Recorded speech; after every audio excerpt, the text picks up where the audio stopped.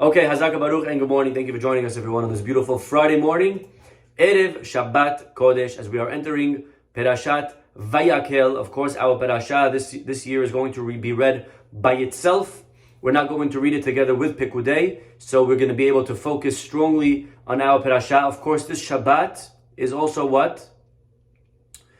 We're also reading at the end, Aliyat Maftir, we're reading an extra piece from Shekalim, okay? Which is actually the beginning of last week's Perashah Ki Tisa, where we remind the people as we enter the month of Adar. We're going to announce this Shabbat, Adar Bet. And as we enter the month of Adar, we announce the Shekalim to remind everyone, back then when we had the temple, to bring their donation, to bring their annual donations to the Beit HaMikdash. It's with the Shekalim, with the money that they donated. What do we do with the money? What do we do with the money? We purchased all the korbanot in the Beit HaMikdash. Where do the animals come from? You ever bought an ox? It's expensive. I never did, but I imagine it's pretty expensive. Okay? So where are you going to get the money from? You had to get money, you had to collect it from the people. So the people brought every single Adar before the year was over. They would bring money, so this way when the year begins in Nisan, we could purchase the new animals from the new funds. And this was something that happened every single year on Adar. That was the announcement. They collected by now. If you didn't give yet, this is the last month. Is almost over. Make sure you bring your dues. Okay? And we don't have any more, unfortunately, the Beit HaMikdash, but we still announce the Shkalim as a reminder, B'mehera b'yameinu, we should be zocheh quickly that the Beit HaMikdash should be rebuilt. Many people have the custom on Erev Purim to make sure that they give to the synagogue or to the local organizations. Zecher, a remembrance for Mahatzit HaShekel, for this half shekel, $5-10 a head, depending on how much you can do. If you could do more, even better. And you give it per person in your family. And it's again a remembrance for the Mahatzit HaShekel that we used to have in the Beit HaMikdash. Okay, so we have a packed Shabbat this week. Perashat Vayakhel. The Maftir is going to be, the last Aliyah is going to be Shekalim. Then we're going to have announcing of Rosh Chodesh, which is going to be this year on a Wednesday night, Thursday night, Friday. Haba aleinu letova, amen. So our Perashah, here we go. Perashat Vayakhel discusses, of course, the actual construction, the building of the temple, of the Beit HaMikdash, of the house for God. And one of the most important vessels, here we go, is going to be right here in chapter 37, Pasuk 1. Vayas Betzalel et ha'aron atzei shetim. Betzalel makes the ark. The Aron is the most famous, I think, vessel of all of the vessels. Of course, they're all important. The menorah, the shulchan, the mizbeach. But I think most people know of the ark. Okay, the Aron. It wasn't, Indiana Jones and the lost menorah, right? It was the Raiders of the Ark. That's what everyone's looking for, the ark. Okay, what was so special about the ark? It had in it, of course, the luchot, the tablets. It had in it both tablets, the ones that were broken and the complete ones. Okay? They were side by side. There were other things in the Aron, and he makes the Aron. Again, Aron, not to be confused with Aharon. Okay? Aharon was Moshe's brother. Okay? Betzalel didn't make Moshe's brother. Moshe's brother was born already. Right, the Aron with Ateh. Aron. Okay, everyone repeat after me. Aron. Aharon. Aron, Aharon. When we're taking out the Torah, right, we sing a song. So many people sing it wrong. They sing it incorrectly. What do they say? Vayi bin soa Aharon, vayomer Moshe, kuma Adonai. Right? And what are they saying?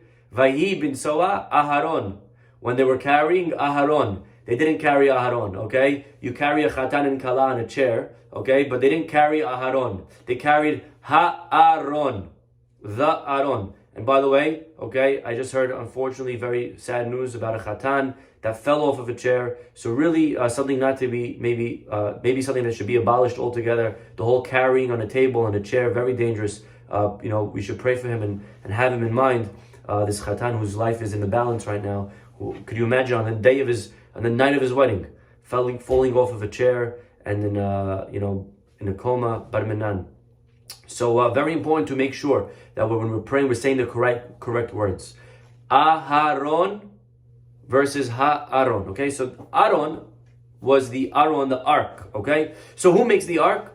Betzalel, he makes the Ark. And what was it made out of? Anyone know? What was the Ark made out of? It was made out of wood, but not only wood. Look at the pasuk. He made it out of Aron, atzei shitim, okay? But it was also vaisapehu zahav tahor mebayit umichutz. It was covered with zahav tahor. What does that mean, zahav tahor? Pure gold from outside and inside. Take a look, my friends, at Rashi. Back in the Parashah a few weeks ago, when we spoke about the Mishkan in depth, and over there Rashi explained, take a look, that the Aron was actually 3 boxes. Okay? It was 3 boxes. Wooden box. It was a middle box, that was the middle. Then they put a gold box around it, and then they put a small gold box in it. So it was big gold box, then a wooden box, and then another golden box. 3 boxes, one within the other, and that was the Aron. Okay, and then they covered it with the lid. Okay? So it's very interesting, because you have over here the Mishkan, the Aron, which is the most prized possession, and it has the tablets in it, but it's 3 boxes, one in the other, a smaller one inside a smaller one inside a smaller one. Okay? Now, we understand why the gold was there. The gold is the most precious of metals. It's highly valued even today. Today, right? Gold, super important. Everyone knows gold. Everyone buys gold, right? So gold represents the highest concept of value. So it completely makes sense why they would, when you're building an Aron, which is very precious, which has the tablets, the Torah, you're going to make it out of the most important piece of metal. You're going to make it out of gold. But what in the world is the wood doing here? What does the wood represent? And why is there gold, wood, gold? Mibayit umihutz tetzapenu. So these are, we're going to study today a little bit about the Aron and some lessons that we could take for our lifetime. What lesson do we learn from the fact that the Aron was made in such a way with gold and wood and then more gold? So the first lesson, of course, we go to the Gemara in Masechet Yoma. Mebayit umihutz tetzapenu. This is the pasuk that we read back in Terumah, chapter 25, pasuk 11, and says the Gemara, from within and without you shall cover it. What does that mean? Rav Amar Rava, says Rava. Rava was a rabbi's name. This alludes to the idea, Kol Tamid Chacham, that any scholar, she'en tocho kebaro, eno Tamid Chacham. Lesson number 1. A scholar, the Torah, the Aron, the tablets, a scholar, a Jew, we're all scholars, we're all Talmid Chachams, we're all Ben Torahs and Bat Torahs. A Jew must be Bait umichutz. We must be inside and outside. We must be real, not just only good people externally, but we have to be righteous on the inside. And if not, eno Talmid Chacham. And not only are we not a scholar, but it's disgusting in front of HaKadosh Baruch Hu, it's loathsome, and all the beautiful insults the Gemara over here goes through giving to the person, that what we call a faker. Okay? Very dangerous to be a faker. First lesson is to be real. Rabbi even told his students, Bematutam menaychu, I beg of you. He was talking to them, warning them that they should be sincere in their study of Torah. They shouldn't be fakers. There's many fakers, unfortunately, that on the outside they show that they're nice. They show that they're religious. They show that they're praying seriously. They show that they're connected. And they show that they're honest.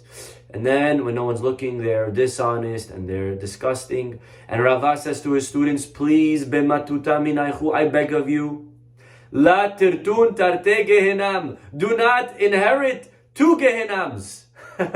Don't go to Gehenam twice. What was he talking about? Which 2 Gehenams would they go to? He says if you're a faker, you're going to Gehenam in the next world. And even in this world, you go to Gehenam. Because over here, you're spending your life doing religious things. You're not even enjoying this world. You don't even get over here the success of money, the success of eating whatever foods you want, the pleasure of, sleeping with whoever you want. You have to, you're going to Gehenam here because you're living a lifestyle of restriction. And you're going to go to Gehenam in the next world. And therefore I beg of you, Don't be a faker. You know, Mesilat Yesharim, something that we are studying together now in the mornings. Mesilat Yesharim, fantastic, fantastic, fantastic. And I want to read to you something very scary, actually, okay? Sometimes Musar is nice and flowery and stories and walk away feeling great. And sometimes Musar is Chazak, okay? So, warning, we're about to enter Chazak, strong Musar. If you're not feeling good about yourself today, then turn this off. This is not going to help you at all, okay? But this is strong Musar. This is heavy right now, what we're about to share. This is heavy goods. Ramchal over here, when he speaks about the trait of humility, he says that humility, what is humility? First of all, humility is the most misunderstood trait. Many people think humility means to think I'm nothing and I'm zero. No such thing. That's not what humility means. Okay? That's not what humility is, to think that you're a nothing. Of course not. No one would ever endorse that. If everyone must realize how valuable they are. Moshe Rabbeinu, who was the most humble person in the world, knew exactly who he was. He knew that he was very, very, very, very, very, very holy. He knew that he was the greatest prophet. He wasn't delusional. Humility is not to be in denial of what your strengths, your kochot, your talents, your virtues are. No one wants that from you. That's not what Hashem wants. Person must realize, I am good in this, I am smart in that, I am capable. We must realize what we have, what our strengths are. Or else you can never, if you don't know what your strengths are, how are you going to give them to the world? How are we going to accomplish? Rav Yerucham's famous line, a Jew must know what his flaws are to know what to fix, but it's even more important to know what your virtues are so you can know what you can accomplish. So we must know what we're capable of accomplishing. It's super important to know what our kochot are. That's not humility, to go to a chazan and say you have a nice voice, and then he responds and says, no, I don't. That's not humility, that's called a liar. Okay? We don't want you to be a liar. That's not the response of humility. To go to someone who has very good taste and say, wow, you have very good taste at how you design homes or how you design parties. And they say, no, I don't. That's not humility. Right? So Ramchal here says, but what you have to make sure, and we'll get to humility in a second, but what you have to do is make sure to be humble in your mind and in your deeds. If you're not going to be truly humble in your inside, and you're only going to be humble externally on the outside, showing everyone that you're humble, that's only going to be a fake humble person. We spoke about. Look at this. And that person is what we call a hypocrite. There is no one worse than this guy, says Ramchal. A person who fakes being humble. At least some people, maybe even important people, politicians, that they're arrogant, right? And everyone knows, he's full of himself. He's very arrogant. You're right, it's bad to be arrogant. But you know what's worse to be arrogant? To make believe that you're not. To make believe you're humble. There's many people that are fakers, that when they're in the street, when they're in the public eye, they're showing how nice they are. They're showing that they're so righteous. They're showing that they're so giving. They're showing that they're so patient. And then when they're behind closed doors, they're animals to their wives. They're animals to their husbands. They become a monster to their kids. They become horrible midot. That's what we call a faker. That's not toho kebaro. That's not inside like outside. The Arizal already taught us that in Shamayim, what are they going to ask us? They're not going to ask us, how much chesed did you do? All the chesed that you did, all the charity that you gave, all the organizations that you helped, they're not going to ask us about those. But I have receipts. I don't care about your receipts. One question for you, sir.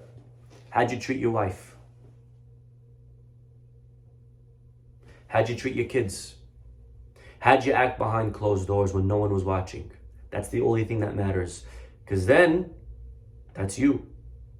Otherwise, it's fake. Otherwise, it's for the outside. Otherwise, it's for everyone else to see. And that's not real. We're not interested in fakers in this religion. A person who's going to show that they're humble when they're praying. So many people, right? When they're praying in shul, they pray with kavanah, shaking, right? And then when they're praying alone, Yachid at home, it's a 20-second Amidah. Where's the shaking? What happened all of a sudden?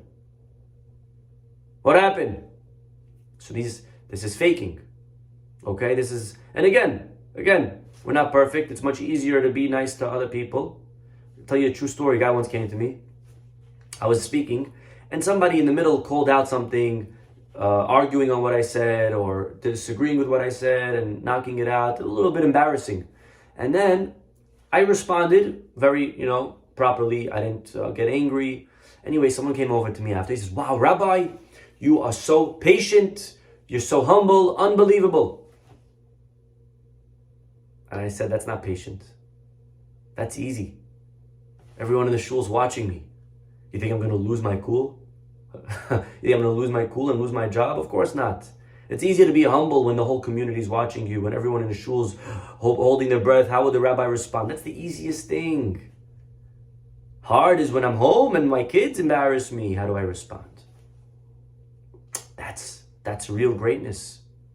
That's toho kebaro. That's the inside like the outside.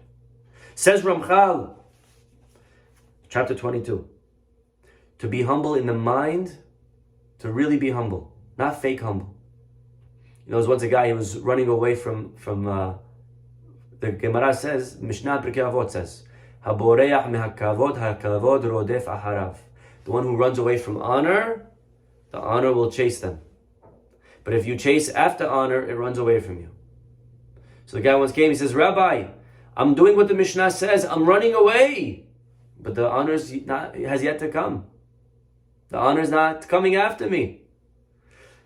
And the rabbi said, "That's because you keep turning around to look." Okay? So that's not real humility. A person has to be really humble. So how do we get there? I think we all know what it means to be humble on the outside, to show humility. But what does it mean to be humble inside? Look at this. Again, this is strong musar, okay? So brace for impact. She'yitbonen ha'adam. Person must reflect. Ve'yitamet etzlo, and recognize. Asher en ha'tehila ve'hakavod re'uyim lo. Realize that really I don't deserve being praised and honored. No matter how perfect you are, it's impossible that you're perfect. It's impossible that you don't have flaws. It's impossible that you don't have stains. Not one, Rabbi, many stains. Like the pasuk says in Kohelet, En tzadik ba'aretz. There's no such thing as a righteous person. Asher ya'aseh tov velo yecheta. There's no such thing as a sin-free person. Our rabbis actually tell us only 4 people never sin. Anyone know who they are? Who are the 4 perfect immortals that never sin? Baruch atah Adonai Eloheinu melech haolam shehakol nהיה baruch. Yishai, very good, David's father. Binyamin, very good. Binyamin is Yaakov's son. The Gemara says Binyamin ben Yaakov. Not Hanoch, no. Yishai, Binyamin, Moshe's father Amram, and David's son Kilav. Amazing. So 4 people never sinned. Now what's remarkable is that all of these people have one thing in common. They were not the leaders of the Jewish people. They were the son or the father of the leaders of the Jewish people. Look how funny the Gemara says. Moshe, Amram, the father of Moshe. Moshe's father. David's son. David's dad. Yaakov's son. It's like, the joke, right? The guy says, "Where do you live?" He says, "Oh, I live on E7th between you and V. You know the very big house on the block? Yeah, so the one next door." Right? So that's what the Gemara seems to be saying. The Gemara is saying, Yaakov, not him, his son. Moshe, not him, his father. Meaning Moshe is not perfect. We're contrasting, we're comparing the greats and the perfect. The perfect weren't great, and the great were imperfect. Amazing. They were great, but you know what I mean. Amram is great, but he wasn't Moshe. Moshe is the one that we speak about. Yaakov is the one that we speak about, not Binyamin. Everyone has flaws, so that's true. But when a person realizes, whoa, I'm actually not perfect, I have a lot of stains. People in the community are praising me because I have all of these praiseworthy features. But says Ramchal, if people really knew who I was, would they really praise me? If people saw how I really acted behind closed doors, would they really talk to me like that? If people saw what I did when I was behind in a different place and I thought no one was watching, would I still deserve all the honor that I'm getting? So when a person meditates and is honest with themselves, in themselves, and realizes, you know what? I think I was so amazing and I think I deserve all the applause and everyone stand up for me and everyone give me honor and everyone put my name up because look how much I'm doing for the community and for the world. Person's feeling arrogant. Remind yourself that you're not perfect. There's so many flaws. And if only people saw what we did, they would see how ugly we were. Imagine a guy wears such a nice suit and he walks into a room and he expects everyone to psh, psh, psh, wow, posh, posh, look how nice this guy's suit is. And then this suit has a huge wine stain on it. Huge, you could see it from a mile away. Would anyone give honor to this guy? Your suit's disgusting, your suit's dirty. This guy would, if he realized that his suit, he would be embarrassed. He says, no wonder no one's coming over to me. Rightfully so. You know what I often say, Gehenna is not a fire. It's not a physical fire, at least. It's much worse. You know what Gehenna is? Gehenna is they play a video of the person on a huge screen. They just play the video and they let you watch your own life on a huge screen. How embarrassed would we be when they see all of our mistakes? Hope no one's watching. Oh my gosh, let's cover it. 1 second. God, I think let's talk about this, please. Let's make me negotiate. Right? But imagine not just you watching it alone. Imagine now your wife's watching or your husband's watching. Imagine your kids are watching. Now imagine they bring the whole community to watch the movie about your life. How embarrassing. No one would be arrogant in that moment. Right? That would be shameful. We'd be disgraced. So a person that's feeling arrogant, says Ramchal, just remember, you have many things to be ashamed of. And that would bring a person back down. That would bring a person back to humble. Now, again, it's important to remember that this could also backfire and could take a person very, very the other way and depressed. And we have to also, that's also a sin to become depressed. Always to be balanced. We often speak about this. That the Hasidim used to have in their pockets 2 pieces of paper. On one piece of paper it said, I am dust and ashes, like we just spoke about. When a person realizes I'm nothing and look how disgusting and look how dirty and look how many flaws I have. You know, when David HaMelech finished writing Tehillim, he says, God, did anyone ever praise you like I did? And all of a sudden a frog came and says, David, don't be so vain. I've praised Hashem more than you, and I've been perfect in my duties in this world. A frog, a disgusting creature, is more perfect than David HaMelech. David sinned. David, what are you coming arrogant about? This was, again, going back to what we spoke about, reminding ourselves that sometimes we shouldn't become too arrogant. Sometimes we look at other people, and we're haughty. We say, oh, look at these sinners. They don't learn enough. They're not religious enough. They don't do enough. Are we perfect? Dale Carnegie says, you want to rebuke, you want to criticize, fine, great. But why not begin with yourself? Begin with yourself. So that is the message of here. To criticize ourselves instead of criticizing other people. Instead of being arrogant on other people. If we're really honest with ourselves, we'll realize there's nothing to become haughty about. There's so many things that we have that are mistakes and negative, that if we meditate on them, we'll be filled with humility. And we'll realize we don't deserve honor. We don't deserve praise. So many people looking for it, looking in, give me. And it's really, do we really deserve it? If they knew the real us, if they knew Tochol Kebaro, if they knew what we really did behind closed doors, we wouldn't be so happy. We wouldn't want them to see that. We would kind of like, all right, it's fine. I don't need the honor. Just don't look in that door, please. Right? So this is, heavy musar. But just going back to what we started with, two pieces of paper in the Hasidim pocket. One Hasid has in his pocket, and in one pocket he has, I am dust, I'm nothing. Remain humble, remain down to earth. Don't become a balloon, don't fly, don't think you're so amazing. But he would also have another piece of paper that said on it, what? Bishvili nivra ha'olam, the world was created for me. And I am amazing. And I am God's gift to the world. And God created the whole world just for me. And I have a tzilem Elokim. And the chokhmah of man is to know when to use each card, when to pull out each paper. Sometimes I have to pull out this one, because if I'm getting too arrogant, I have to pull myself down. And sometimes if I'm feeling too low, I need to raise myself up and play the other card. And every day, we could have within the same day different feelings. And we have to know which one to play always. Like the tightrope walker. The guy on the tightrope, what does he do? If he feels himself falling, what does he do? He quickly leans that way. And if he feels himself falling this way, he quickly leans that way. So if you feel yourself on this side, pull out this paper. If you feel yourself on that side, pull out that paper. The person's always got to know which paper to pull out. Both are true. Both ideas are true. But here we're talking to the guy that's a little bit full of himself. A guy is filled with hubris. To him, we're telling, are you so perfect that you should feel so full of yourself?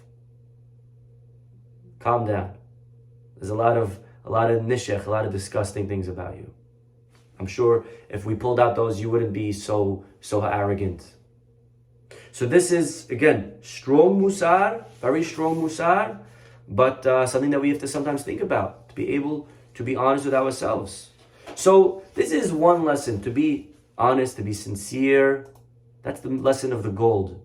The gold on the inside, the gold on the outside. Bayit umihutz. You know, the avot, something interesting. I'm going to show you with you a Gemara. A Midrash, excuse me. This is Midrash in Shemot, chapter 1. Shlosha nizdavegu lahem zivugehem min ha'be'er. 3 met their matches at a well. Anyone know which 3? 3 people found their shidduch, their nasib, their better half at a well. Give it a couple of seconds.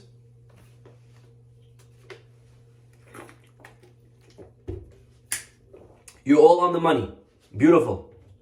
Moshe, Yitzchak, Yaakov. Okay? Beautiful. 3 found their matches at a well. So if anyone is single and ready to mingle, maybe go find a well, and who knows. Okay. And Yitzchak, Yaakov, Moshe. What is the lesson? What's the message from the well? Why at a well? What's so important about a well? So there's many ideas to this. A well is Torah, water, and chesed. You need Torah, you need chesed. Okay, many nice Dvar Torahs and wedding speeches have been given already on this idea. But something deep, something food for thought. Rabbi Bogomilsky brings down in his Vedibarta Bam. He says something beautiful. A well is not above ground. To go to a well, to get the water in the well, you have to dig deep. You have to go to somewhere that's covered superficially. You don't see anything on the outside. Many people make their decisions of who they're going to marry, or who they'll even go out with, based on superficial and external matters. They're not pretty enough, not for me. They don't have money, not for me. They don't have good family, they don't come from pedigree, not for me. And many times we base our entire resume and who we're going to give, you can give a shot of marriage on these qualities. Things that are a little bit superficial. They're important, but they're not required, and they're not be all and end all. How many people focus on the wedding instead of the marriage? So many people, you give them a person, you want to date this fellow, you want to date this girl, you want to date this guy.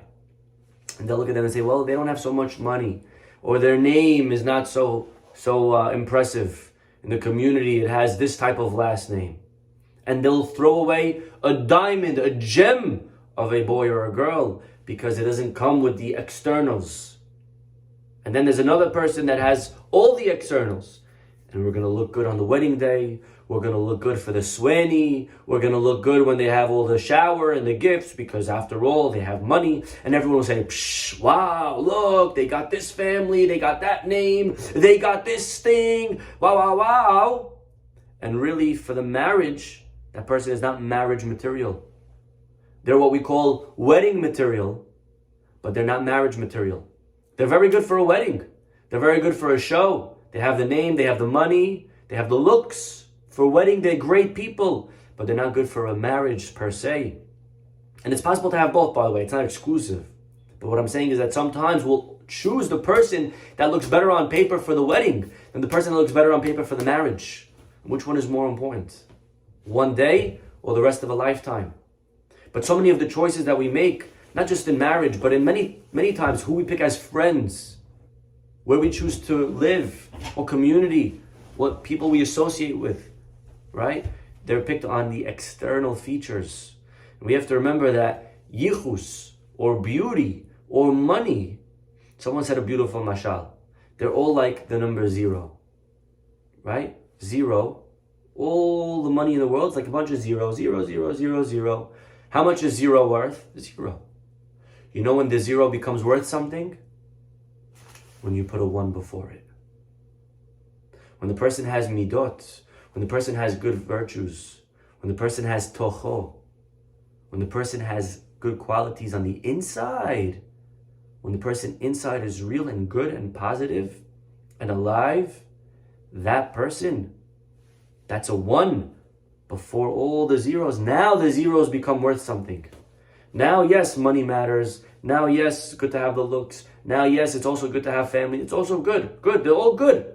But they're only good if they have the 1 before it. We're going to sing tonight, Esher Chayil. What do we say? Sheker ahen vehevel ayofi. Hen, charm, is sheker, nothing. Beauty, yofi, is hevel, is nothing.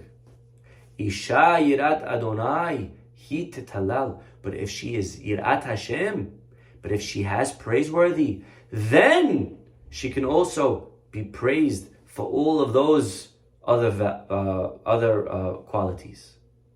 If she has fear of heaven, if she has good midot, if she's kind, if she has chesed, if the guy is good inside, then we could also look at the money. We could also look at the family. We could also look at their job and their looks. Good. But they must have first dig deep. What's inside? Unfortunately, many people, again, when picking a shidduch for their child, they scan through all the names that the shadchan gives them. Say no, no, no, no, no, and they cross off so many diamonds. Because on the outside, externally, it looks not so impressive. The message of the well, my friends, is do not be misled by the eye. Not all that glitters is gold. Sometimes in life you have to dig deep. If after digging we find beautiful qualities and we find that there's also gold on the inside, then the gold on the outside is excellent and beautiful. But that's the message of the Aron. You have gold on the outside. It's not enough. Dig deep. There has to be gold toho as well. There has to be even gold on the inside. Then we can praise this person. Then we can also look at all of the zeros that follow, but the 1 must be there. So this is the idea of the well, to look deeper. Take a deeper look into the people around us. Give them a chance. We spoke about how many times people use the words in dating. When you suggest someone to somebody, hey, how about you go out with this girl? How about you go out with this guy? Say, oh, I know them already. You ever heard that one? I know them already. What does that mean? You went out with them? No, my brother knows them. My brother is over. I know them already. Did you go out? Did you dig deep? Did you look? Did you get to know the person? Or you just know of them? I've seen them around. What does that mean? You've seen them. You're judging superficially? Dig deep. Learn from the well. Yaakov, Yitzhak, Moshe, they got their shidduch at the well. This is the lesson of the Aron, my friends, to be tocho kebaro. We should be zocheh, all of us, to be real, to be sincere. We are. But sometimes we forget that we have to also work on making sure that the pnimiyut, the inside, is as beautiful and as golden as the outside. And when we do so, we will be making ourselves into a beautiful aron and vessel to be ready for our sacred and holy, beautiful Torah. We'll stop over here. Wishing you all a Shabbat Shalom. God willing, we'll see you all next week. Bye-bye.